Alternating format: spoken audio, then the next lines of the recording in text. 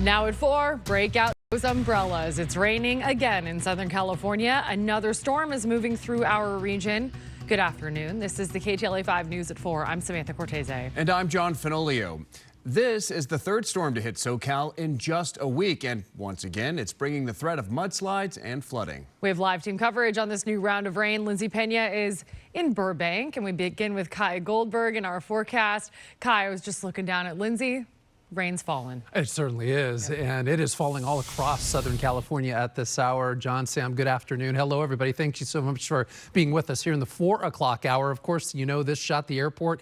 We're looking at the rain falling through the Santa Monica Bay all the way down through Manhattan, Redondo, Hermosa, around the corner, now into Orange County. We're going to take you there momentarily, but as far north as Kern County, Bakersfield, the Grapevine, seeing not only rain but pockets of snow, especially through Fraser Park, the Tejon Pass community. We'll talk about that as well coming up throughout the extended forecast, but we've got a line of very heavy rain that continues to move not through just downtown Los Angeles, but south through Compton, Downey, and now in towards Orange County. But this line of wet weather, this heavier rain, is moving directly towards the San Gabriel Valley, and eventually it'll head out towards areas like Chino, the Chino Hills, Pomona, and through the next half of an hour to 45 minutes into Rancho Cucamonga and many communities out along 210 as you head towards San Bernardino.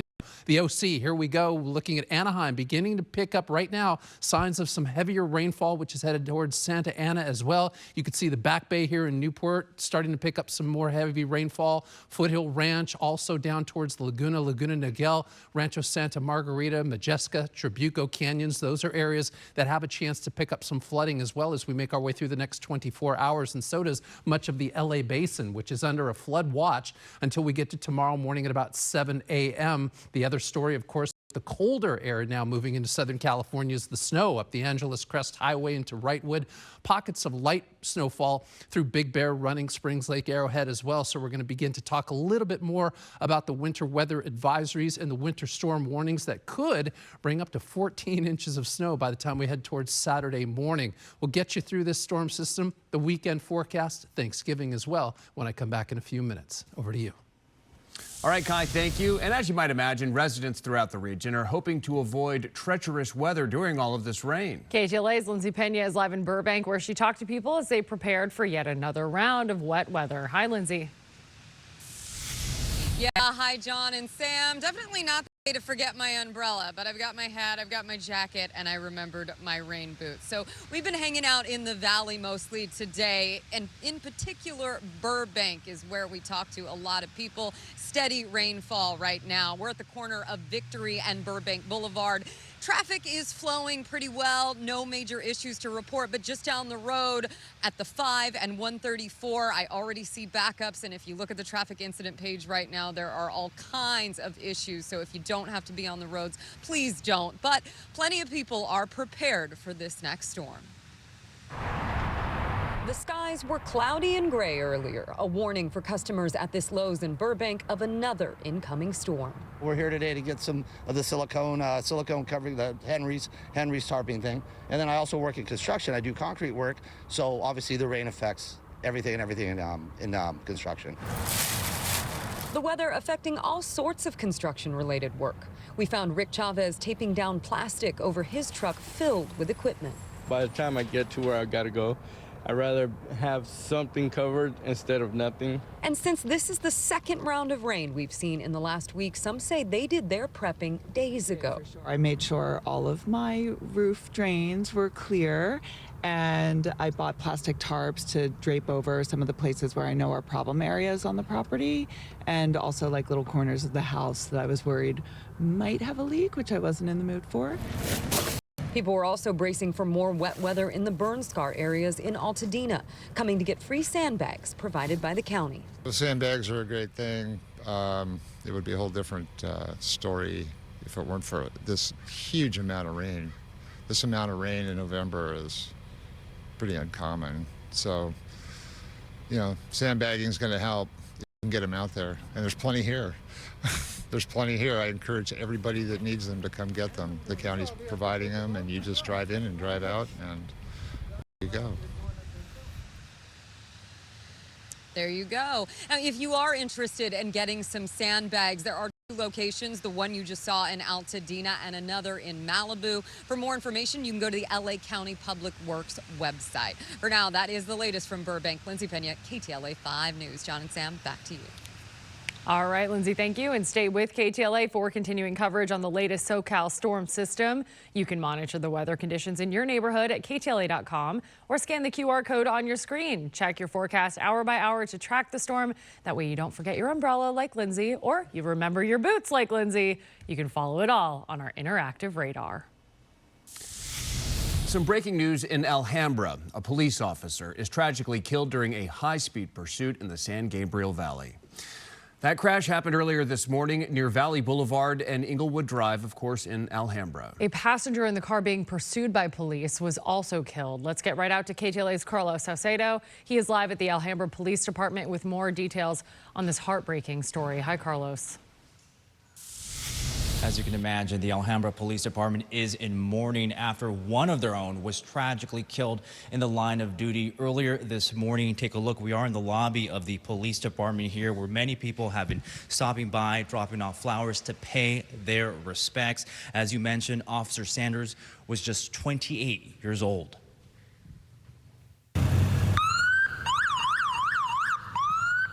A somber procession for a young Alhambra police officer who died in the line of duty. 28-year-old Alex Sanders was killed during a high-speed pursuit early Thursday morning. Sanders' flag-draped casket was transported from LA General Medical Center, where he died, to the LA County Medical Examiner's office down the street. Dozens gathered to pay their respects, including first responders as well as community members. Just to show my appreciation and even just being there, the presence does make a difference. It was very emotional. You see it on TV, but to be here, like, you just felt the presence. I feel bad for the family. Sanders had recently been sworn in with Alhambra Police, serving with the department for 8 months. He had previously been with the Long Beach Police Department. He was a devoted fiance and a dedicated family man. His intelligence, work ethic, and steady presence made him a respected partner and a friend. It was just after 3 a.m. as police were chasing an SUV in the San Gabriel Valley, as seen in the surveillance video. Seconds later, the pursuit comes to a dramatic ending near Valley Boulevard and Edgewood Drive. Sanders' cruiser somehow collided with the suspect vehicle. And it happened so quick. We heard sirens for a second, and then just a massive smash. Came running out. First went to the alley just up here, noticed that there was a few people stuck in the car, somebody laying on the ground. I walked around over here, and then a couple of officers trying to get the other officer that was stuck in the car. He was unconscious and not doing so well. CHP says 3 people were inside the other vehicle. The driver and 1 passenger were injured, while a 3rd occupant was killed. Sanders was pronounced dead at the hospital. He's remembered for his dedication, his kindness, and positive impact he had on everyone. In fact, last night he came into work and covered a shift for somebody. Sanders is surrounded by his parents and 3 siblings. Now, the crash itself is still being investigated, and it's unclear what charges the driver could possibly face. We're live in Alhambra. Carlos Salcedo, KTLA 5 News. Carlos, thank you. More breaking news tonight. The man accused in the DUI crash that killed a 13-year-old boy in Dana Point has been charged with murder. 59-year-old Bradley Gene Funk appeared in court via video monitor today to hear the charges. He's accused of driving onto a curb and fatally striking Luis Adrian Morales Pacheco while he was walking to school with his brother Tuesday morning near Park Lantern and Dana Point Harbor Drive. According to the Sheriff's Department, the suspect didn't stop, but deputies eventually caught up with him. Court records show Funk has 2 prior DUI convictions and a prior hit-and-run conviction. Under California law, if you have a prior DUI conviction and then kill someone in a subsequent DUI case, you can be charged with murder. His next court date is December 10th. A federal case has been dropped against the mother of missing 9-year-old Melody Buzzard Ashley Buzzard appeared in a Lompoc courtroom today for a preliminary hearing. The 40-year-old was charged with false imprisonment after a man claimed she prevented him from leaving her Vandenberg Village home. But after hearing audio of a conversation they had, the judge found it did not match what he told law enforcement. Her daughter, Melody, was last seen a month ago near the Colorado-Utah border. Buzzard has not been charged in her daughter's disappearance. Authorities have said she is not cooperating with the investigation. All right, we've got more coming up on the news at 4. David Lazarus joins us live. Thank you, guys.